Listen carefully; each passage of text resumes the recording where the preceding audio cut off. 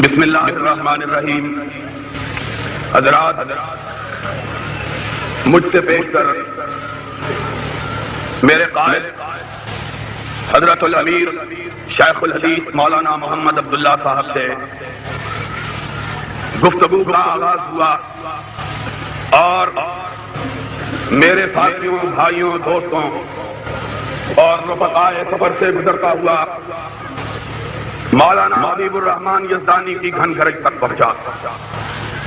سورج ڈوبنے کو ہے کہ مجھے آواز دی گئی اور میں سوچ رہا تھا کہ مجھ تک تب ان کی بزم میں آتا تھا دور جام، ساقی نے کچھ ملا نہ دیا ہو شراب میں، لیکن میں نے کہا اچھا ہے، ادھر اس آسمان دنیا کا سورج ڈوب رہا ہے اور ادھر انشاءاللہ آج کے اہل حدیثوں کے اس عظیم الشان تاریخی اجتماع نے یہ فیصلہ دے دیا ہے کہ اسلام کے نام پر غداری کرنے والے ضیاء الحق کے سورج کے ڈوبنے کا وقت بھی آ پہنچا ہے۔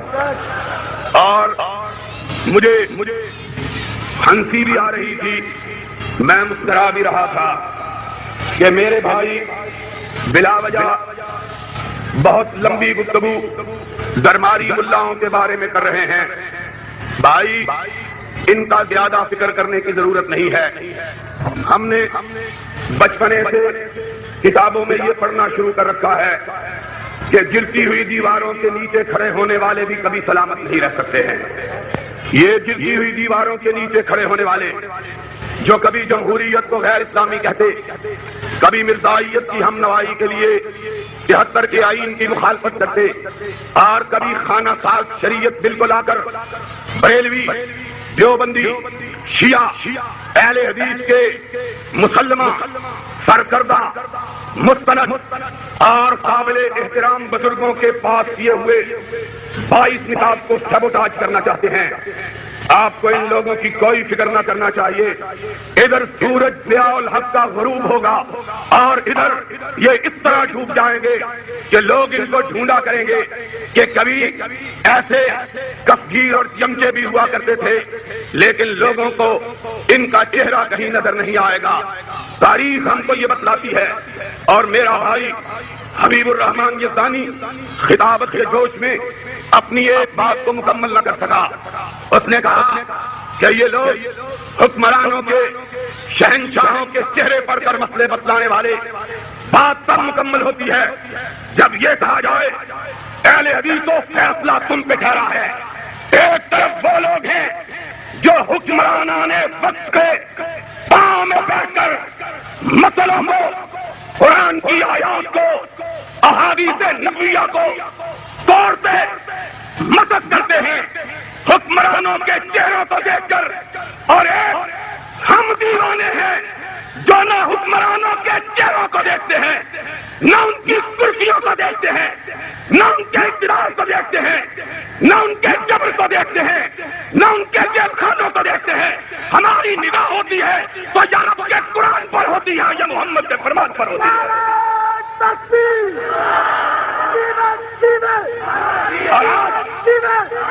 اور سنو، میرے آقا نے کہا تھا اپنی صداقت کے ثبوت کے لیے میرے اللہ کے حکم پر، اور میرے اللہ کو وہ بات اتنی پسند آئی تھی کہ خدا نے اسے اپنے قرآن کا حصہ بنا دیا تھا۔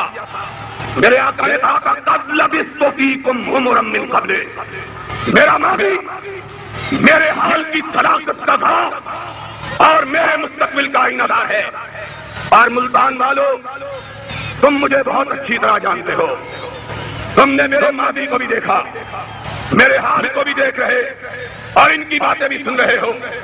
آج ملتان کے جان میری اس للکار کو نہیں بھولے جب بھٹو کا سورج نصف النہار پر تھا تو ملتان کے قلعہ قاسم میں ایک آواز گونجی تھی، وہ اس غریب کی آواز تھی۔ میں نے کہا بھٹو سن لو، تمہارے درباری تمہارے سامنے سجدہ ریز ہو سکتے ہیں، اہل حدیث کا بیٹا غیر اللہ کا سجدہ نہیں کر سکتا۔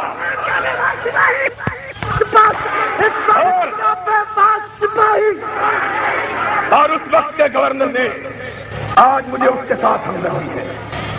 ہم لوگ مظلوموں کے ساتھ ہیں. ہم نے ہمیشہ حکمرانوں کی رعونت کا مذاق اڑایا ہے کہ نہ کہ وقت کی رفتار بدلنے کے لیے میں نے مجبور زبانوں کو نوا بخشی ہے. کچھ گلاہوں کی رعونت کا اڑایا ہے مزاج. میں نے تاریخ کے چہرے کو ضیاء بخشی ہے. تم کو بھی تاریخ یاد کرے گی, مجھ کو بھی تاریخ یاد کرے گی, تم کو یاد کرے گی. یہ گھر کا بھیدی اور محاورہ ہے, گھر کا بھیدی لنکا ڈھائے شاہدہ شاہد من اہلہا. جب میں بھٹو کے ساتھ لڑ رہا تھا تم بھٹو سے ٹکٹوں کی بھیک مانگ رہے تھے. ابراہیم کمیر پوری نے اس تاریخی اجتماع میں اپنے رب کو گواہ بنا کے گواہی دی ہے, اور آج بھی تاریخ لکھ رہی ہے. تم ضیاء الحق کے پاؤں میں پڑے اس کے پھوٹ جاگ رہے ہو, اور میں اس کی جرنیلی کو پرواہ میں نہ لاتے ہوئے حق کا پرچم تھامے ہوئے اس کی آنکھوں میں آنکھیں ڈال کر اس کو للکار رہا ہوں.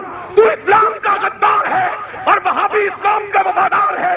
کوئی وہابی تیرا ساتھ دے سکتا؟ اونچی بولو, کوئی وہابی تیرا ساتھ دے سکتا؟ اسلام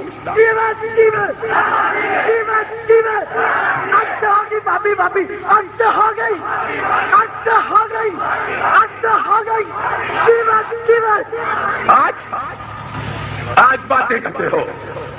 تمہارا ماضی بھی تمہارے حال اور مستقبل پہ گواہ. میرا ماضی سنو. میں نے اس وقت بھی کہا تھا, اور ایک جلسہ عام خاص باغ میں ہوا, قلعہ قاسم کونا میں میں نے تقریر کی. مجھ کو سب سے پہلی مرتبہ زندگی میں اسی شہر سے گرفتار کیا گیا. کعبے سے ان بتوں کو بھی نسبت ہے دور کی. گواہ نہیں پیوان سے نکالے ہوئے تو ہیں. کعبے سے ان بتوں کو بھی نسبت. آج سیاست میں آ گئے ہو اور ہم سے بات کرتے ہو, اور ہم نے اس وقت سیاست میں قدم رکھا تھا جب سیاست کا سلاح آہنی زنجیریں تھیں اور سرفروشوں کے لیے دار و رسن قائم تھے اور خانزادوں کے لیے مفت کی جاگیریں تھیں. رات کی قید میں خورشید کی تنویریں تھیں اور خون احرار میں ڈوبی ہوئی شمشیریں تھیں. ہے کہ اس وقت کے غدار بھی اب رستم ٹھہرے اور زندہ کے سزاوار فقط ہم. اور تم کون ہو؟ تم وہ ہو کہ جنہوں نے نام محمد کو بیچا ہے. تم نے اہل حدیث کی تاریخ کو مت کیا ہے. سب ہم سے بات کرتے ہو. جاؤ ملتان کے جیل خانے سے پوچھو, رمضان کے مہینے میں اس حافظ قرآن کو کوئی ہے تمہاری صف میں تو لا کے دکھاؤ. لا, ہر دور میں تم نے بوٹ چاٹے. آج بھی گارمنٹ کے بوٹ چاٹتے ہوئے اس جلدے پر پابندی لگوانے کے لیے گئے.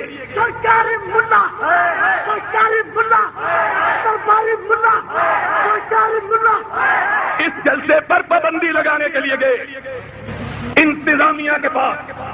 میں نے اپنی جماعت کے بوڑھے قائد مولانا شمس الحق کو کہا. مولانا نے مجھ کو ٹیلی فون کیا, کہا درباری آئے ہوئے ہیں جلسے پر پابندی لگوانے کے لیے. میں نے کہا انتظامیہ جانتی ہے ہر شخص کے جلسے پر پابندی لگائی جا سکتی ہے, احسان الہی ظہیر کے جلسے پر پابندی نہیں لگائی جا سکتی. انشاءاللہ ہم نے جب تک سورج چاند رہے گا, جب تک سورج چاند رہے گا, مقصد کیا حدیث علماء اہل حدیث. تم پابندی لگوانے گئے. میں نے کہا قلعہ قاسم میں جلسہ نہیں کرنے دیں گے, عام خاص میں جلسہ نہیں کرنے دیں گے. مجھے اس رب کی کبریائی کی قسم ہے جس کے سامنے میں نے سجدہ کرنا سیکھا اور جس کے سوا کبھی میری گردن کسی کے سامنے نہیں جھکی ہے. اس رب کی قسم ہے, اس کبریائی کی قسم ہے. ملتان کی انتظامیہ اگر میرا جلسہ عام و خاص باغ میں نہیں ہونے دے گی تو میں ڈی سی کے گھر کے سامنے جلسہ کروں گا. اقبال کا بے پاس سپاہی, میں نے کہا سپاہی یہ پابندیاں، اور وہ بھی جانتے ہیں یہ تو گھر کی مرغیاں ہیں، ان کو ناراض بھی کر لیا تو یہ کہاں چلی جائے گی مرغیاں، ان کو بھی پتا ہے، ان کو معلوم ہے انتظامیہ کو کہ جب شیر پنجاب اس صوبے کا حکمران تھا، مجھے رمضان کے مہینے میں قید کیا گیا، میں نے روزہ رکھا ہوا تھا، اور ملتان کے لوگوں میری زندگی کا وہ روزہ مجھے یقین ہے کہ میرا رب اگر قبول کر لے تو وہی میری نجات کے لیے کافی ہوگا۔ کیوں کہ وہ روزہ ظالموں نے اتنا دراز کیا کہ 48 گھنٹے کے بعد میں نے افطار کیا تھا، مجھ کو پانی نہ دیا گیا اور مجھ کو روزہ افطار کرنے کی اجازت نہ دی گئی۔ اس وقت یہاں ایک ایس ایس پی ہوا کرتا تھا جو شیر پنجاب کا ذاتی ملازم سمجھا جاتا تھا، اس نے کہا جھک جاؤ، میں نے کہا مجھے وہابی ماں نے جنا ہے، جھکنا نہیں سیکھا ہے، کہا جھک جاؤ، یہ گھر کا ضلع ہے، میں اس کا خصوصی نمائندہ ہوں۔ میں نے کہا کہ قاتل کے سامنے گردن وفاق یاروں کی کٹی ہے پر سڑے میدان مگر جھکی تو نہیں۔ اس نے کہا جھک جاؤ، یہاں کوئی پتا بھی ہمارے حکم کے بغیر پر نہیں مار سکتا۔ میں نے کہا تمہاری بد نصیبی ہے، تم اس آدمی سے بات کر رہے ہو جو رب کے سوا موت و حیات کا مالک کسی کو سمجھتا ہی نہیں ہے۔ کہا مجھے گھر نے کہا ہے یہ جھکنا پڑے گا۔ میں نے کہا ایک دن ہوگا گھر نہیں ہوگا میں ہوں گا، ایک دن ہوگا گھر نہیں ہوگا میں، اور اسی باغ و عام خاص میں پھر وہ وقت آیا، گھر بدن سے بھاگ گیا، میں اس کے سرے میں آ کے جلسہ کر رہا وہ بس کرو اور شیران آگے کرنے میں کیا کیا ہے۔ تو میں نے کہا ان کو غلط لوگوں سے پالا پڑا ہے، یہ ہم کو نہیں جانتے ہمیں کن ماؤں نے جنم دیا ہے۔ ہماری ماں نے نور جہاں کی تاریخ نہیں پڑھی، ہماری ماں نے اسماء بنت ابی بکر کی تاریخ پڑھی ہے، اور ہمیں ان ماں نے جنا ہے کہ اگر، اور میں نے آج تک کبھی کسی جلسے میں کسی کا نام لے کر تنقید نہیں کی ہے، لیکن کیوں گردش مدام سے گھبرا نہ جائے دل، انسان ہوں پیالہ اٹھا کر نہیں، میں بھی انسان ہوں۔ اور معین الدین صاحب، ہم اس ملک میں رب کی حاکمیت کے لیے لڑ رہے، محمد کی بالادستی کے لیے لڑ رہے ہیں۔ ہم قیامت کے دن آئیں گے، نامۂ اعمال ہمارے ہاتھ میں ہوگا، بہت گناہگار ہیں، قیامت کے دن آسمان والا پوچھے گا کیا کرتے ہیں؟ ہم کہیں گے اللہ تیری توحید کے لیے، تیرے رسول کی عظمت کے لیے حکمرانوں سے ٹکراتے رہے، اور تم کہنا ہم تیرے رسول سے خیانت کر کے حکمرانوں کی گود کو برماتے رہے۔ تم بھی کہنا شرم کی بات، ہم نے کیا کیا، کیا جرم کیا ہے، کیا قصور کیا ہے، کیا غلطی کی ہے، ہم نے کون سی اس ملک میں خطا کی ہے جس کی بنیاد پر تم اہل حدیثوں کے اجتماعات کو برداشت نہیں کرتے؟ میں نے اس قوم کو اپنا خون دے کر، اپنی جوانی دے کر، اپنی توانائیاں دے کر، اپنی قوتیں دے کر اہل حدیث کو اس ملک میں قوت بنایا ہے۔ اہل حدیث کو اس ملک میں اب بنایا نہیں منوایا ہے۔ اب بولو اہل حدیث کو ایک قوت کے طور پر منوایا ہے۔ دنیا کا کوئی شخص اہل حدیث کی قوت سے انکار کر سکتا؟ اور اونچی بولو کوئی دنیا کی قوت اب اہل حدیث کی طاقت سے انکار کر سکتی؟ ہمارا یہ جرم ہے۔ ہم حکمرانوں کو للکارتے ہیں، کن حکمرانوں کو؟ کاش ضیاء الحق میرے سامنے ہوتا اور میں اس کو کہتا سنتا جا شرماتا جا۔ آج ملک میں آگ لگی ہے، آج کوئٹے میں کرفیو لگا ہوا ہے، آج پشاور میں بموں کے دھماکے، لوگ بے گناہ مر رہے اور احتجاج کرتے ہیں تو پولیس بھی احتجاج کرنے والوں کو گولی مارتی ہے۔ آج لاہور کی انجینئرنگ یونیورسٹی میں 7 معصوم نوجوانوں کی لاشیں تڑپ رہی ہیں۔ آج کراچی کے اندر نوجوانوں کے خون میں سنگینوں کو اتارا گیا اور ان کو غسل دیا گیا ہے۔ آج سندھ کے اندر ڈاکوؤں کا راج ہے، حکومت ان کو باج اور خراج دے کر بندوں کو رہا کرواتی ہے، اور جو حکومت ڈاکوؤں کو خراج دیتی ہے اس حکومت میں اقتدار پہ رہنے کا حق حاصل ہے۔ آج ملک میں ڈاکہ زنی عام ہے، آج ملک میں چوری عام ہے، آج ملک میں کسی بہن کی بیٹی کی آبرو محفوظ۔ مجھے بتلاؤ، ہم اگر اس پر احتجاج کرتے اور یہ کہتے ہیں کہ ملک اس لیے نہیں بنا تھا تو گناہ کیا کرتے؟ خیال سے جا کے کہو اس اے سی اور ڈی سی بیچارے کو کیا کہتے ہیں، خیال سے جا کے کہو احسان الہی نہیں ڈنکے کی چوٹ کہتا ہے کہ جتنا اقتدار تیرے نے مومنوں کا خون چاٹا ہے اتنا کسی اور نے نہیں چاٹا، جتنا تیرے دور میں بے امنی ہوئی ہے اتنی کسی دور میں بے امنی نہیں ہوئی۔ اور اس پر جا کے کہو اور تو نے اسلام کا نام لے کر اسلام کو رسوا کیا کہ تیرے وزیر نے اسمبلی میں کہا ہے کہ سن 86 میں پاکستان کے اندر جتنی شراب پیدا ہوئی ہے پاکستان کی 39 سالہ تاریخ میں کبھی اتنی شراب پیدا، اور تیرے دور میں نوائے وقت نے خبر چھاپی ہے کہ لاہور کے اندر ایک جوئے خانے میں ریس کلب میں 12 کروڑ روپیہ صرف جوئے کے کلب کو پتی ملتی ہے۔ یہ کل کی خبر، وہ جوا اور جس کو بھٹو نے بند کیا تھا، وہ شراب ہمارے مطالبے پر جس کو بھٹو نے بند کیا تھا، امیر المومنین اسلام کا نام لے کر تم اس کو کھولتے ہو۔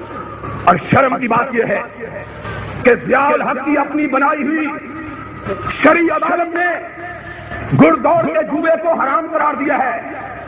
اور مزے کی بات یہ ہے میرے صحافی بھائی لکھیں اور کرامن کاتبین بھی لکھیں، ڈائری نویس بھی لکھیں، اور ان میں ایک ڈائری نویس ہے جس کو میں دیکھ رہا ہوں یہ لاہور سے میرے لیے آیا ہے۔ میں پوچھا تھا اس کو میرے لیے کیوں آتے ہو؟ کہا تمہارے لیے بندوبست زیادہ کیا جاتا ہے۔ میں نے کہا تمہیں بندوبست کرنے کی ضرورت نہیں، ہمارے اپنے موجود ہیں جو ٹیپیں تمہارے بادشاہ کو پہنچاتے ہیں، تمہیں آنے کی ضرورت کیا؟ اور لکھو، اور کسی ماں نے بیٹا جنا ہے اور ضیاء الحق میں اگر اسلام کی غیرت ہے مجھ کو عدالت میں کھینچے، مجھ پہ مقدمہ چلائے اور میں پاکستان میں ثابت کروں کہ تو نے جتنا اسلام کے چہرے پہ کالک ملی ہے اتنی بھٹو نے بھی نہیں ملی۔ کیوں؟ بھٹو سوشلزم کا نام لیتا تھا اور بھٹو کو کوئی طویل فروش مولوی اس کی ٹانگیں نہیں دباتا تھا۔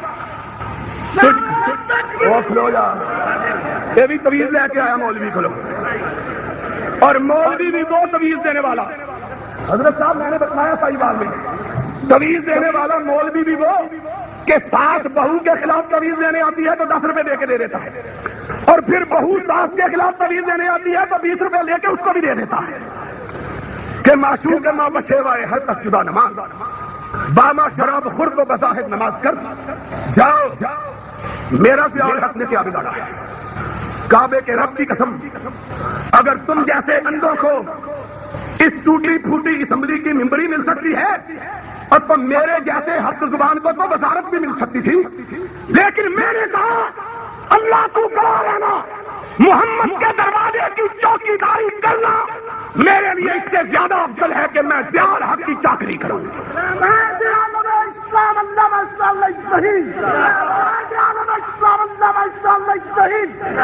اگر تم جیسے گنگے پہلوانوں کا ممبر، لیکن میں نے کہا محمد کے دین سے بے وفائی کر کے وزارت میرے بوٹ کی نوک پر ہے، جا ضیاء الحق سے جا کے پوچھو، اس کی بنائی ہوئی شرعی عدالت اس نے فیصلہ دیا کہ گھڑ دوڑ کا جوا بدترین جوا۔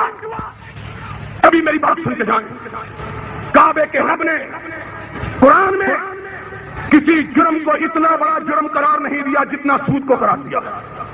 لکھ لو میری بات، کعبے کے رب نے قرآن کے اندر کسی جرم کو اتنا بڑا جرم قرار نہیں دیا جتنا سود کو دیا۔ دوسرا پارا، تیسرا پارا، اور اللہ نے کہا ہے فَاذَنُوا بِحَرْبٍ مِّنَ اللَّهِ وَرَسُولِهِ،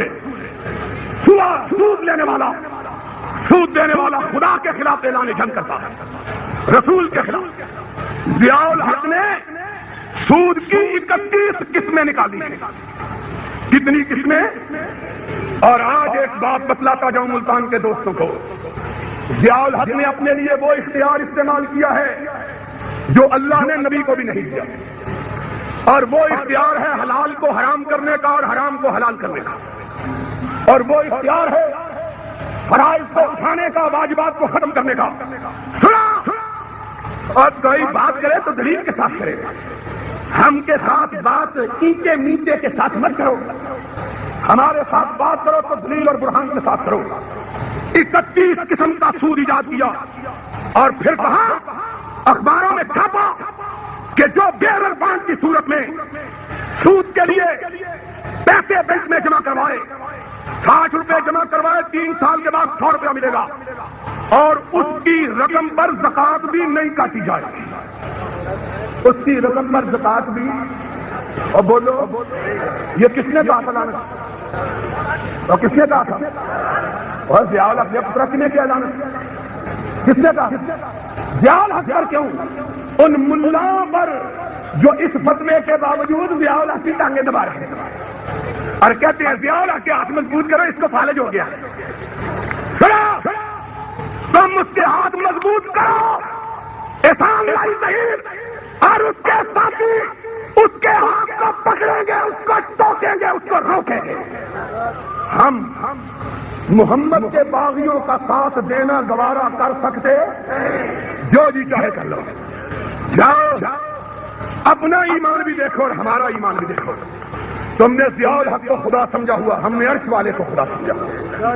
تم ضیاء الحق کو جا کے کہو ہم کو پھانسی پہ لٹکا دے، اور ہم کہیں گے ان ولی اللہ الذی نزل الکتاب وهو یتولی الصالحین اجمعوا امرکم ثم کیدونی فلا تنظرون۔ اور اکٹھے ہو جاؤ درباری ملا، اکٹھے ہو جاؤ، ساری تدبیریں کر لے، ضیاء الحق کو بھی بلا لو اور جنید جو کو بھی بلا لو۔ میں نے نام اس لیے حصہ لیا ہے کہ وضو ٹوٹ گیا ہے میرا۔ اے دیکھو لوگ کہتے ہیں اے منہ تے مسور بھی ڈال، اس کو بھی بلا لو۔ اجمعوا امرکم ثم کیدونی فلا تنظرون ان ولی اللہ نزل الکتاب۔ تم ان کو بلاؤ، میں اپنے رب کو بلاؤں گا۔ اور پھر اگر پھانسی پہ بھی لٹکا دیا جاؤں تو میں نے اپنی ماں کا تذکرہ کرتے ہوئے کہا تھا، میری ماں نور جہاں کو نہیں جانتی، اسماء بنت ابی بکر کو جانتی ہے، کہ اگر مجھ کو پھانسی پہ بھی لٹکا دیا جائے اور میری ماں کو میری لاش پہ لایا جائے تو میری ماں پلٹ کے یہی کہے گی میرا بیٹا زندہ بھی خطیب تھا، مرا ہوا بھی خطیب ہے۔ اور دیکھو میرا بیٹا مرنے کے بعد بھی منبر پہ کھڑا ہے۔ تم نے کیا سمجھا ہے؟ کیا حسن نے سمجھا ہے؟ کیا اس نے جانا ہے؟ ہم خاک نشینوں کی ٹھوکر میں زمانہ ہے۔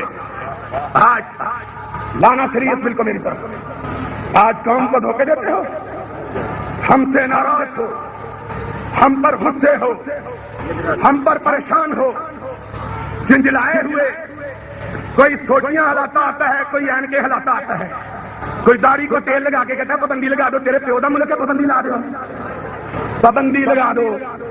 اور تم جھوٹ پالش کرنے والے، ہم حکمرانوں سے لڑنے والے، اور حکمران بھی جانتے ہیں یہ جھکنے والے، اور یہ جھکنے والے جو مرنا جانتا ہے وہ جھکنا۔ اور بھابیو تمہیں کی ہو گیا، مرنا جانتے ہو کہ نہیں؟ اور اونچی بولو مرنا جانتے ہو کہ نہیں؟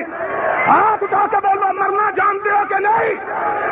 اور کہتے کہ کشتہ نہ شدت قبیلہ مانی، جو رب کی راہ میں مرنا نہیں جانتا وہ وہابی نہیں ہے۔ میرا ساتھی وہ ہے، میری یوتھ فورس کا وہ ہے، میری جمعیت کا وہ ہے، چاہے بوڑھا شمس الحق ہو، چاہے جوان شاہ ہو، چاہے نوجوان عبد الوکیل ہو، میرا ساتھی وہ ہے جو رب کے فرمان پہ ڈٹ نہ جانے، محمد کی بات پہ مٹ نہ جانے، جو بک نہ جانے، اور جو بک نہ جانے وہ القبیلہ ماں، جو بک نہ جانے وہ ہمارے قبیلے کا۔ ایویں ہی عابد ابراہیم کبیر پوری ماتم کر رہے، پتہ نہیں نسیاں بلو کتنے عادت ہے۔ یہ پچھلی باری اجتماع آیا سی، زبر الحق آیا تھا، اور ہونے میں نے ضیاء الحق کو بلانا ہوتا بیڑا گرک کرنا واسطے، یہ اینے سبق قدمی نے جنوں میں بلانے نے حکومت سے باہر نکل جاتے، اتنے یہ مبارک ہے۔ ہم کو کہتے ہیں شریعت بل نہیں مانتے، اور میں نے کبھی معذرت کا رویہ اختیار نہیں کیا، جس کو نہیں مانتا ڈنڈے کی چوٹ کہتا ہوں نہیں مانتا، جاؤ جو جی چاہے کر، منوانا ہے تو مدینے والے کا نام لے آؤ، کعبے کے رب کی قسم ہے اس کا نام آئے گا میری گردن جھک جائے گی، کیونکہ اس کی بات کے سامنے میں نے کبھی سر اٹھانا سیکھا۔ لیکن تم کہو ملاؤں کی بات مان لو، ان پڑھوں کی، اور میں ان پڑھوں کی بات مان لوں جن کو عربی کا ایک لفظ پڑھنا نہیں آتا۔ اس بل کے اندر لکھا ہوا ہے قرآن